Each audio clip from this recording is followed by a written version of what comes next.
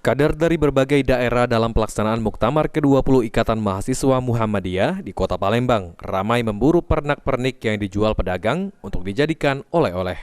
Di antaranya seperti perwakilan DPD IMM dari Nusa Tenggara Timur sengaja membeli baju bertuliskan Muktamar ke-20 IMM. DPD IMM dari NTT, Sengaji Lamaulo, mengaku pertama kalinya menginjakan kaki di Kota Palembang dan sengaja membeli baju berlogo Muktamar ke-20 IMM dalam bentuk kado untuk teman-temannya yang ada di NTT. Baju yang tersedia pada bazar Muktamar ke-20 IMM menurutnya lebih murah daripada harga baju umumnya di NTT.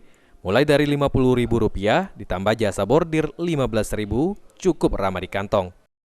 Sengaja Lamaulo Oh baik, dari DPD NTT, IMM NTT. baik. Ini sengaja ya Kak untuk membeli baju ya Kak? Ya, baju ini sebagai kado buat teman-teman yang ada di NTT bahwa kita pernah ke Palembang untuk mengikuti kegiatan Muktamar. Hafidz Zainul, PAL TV.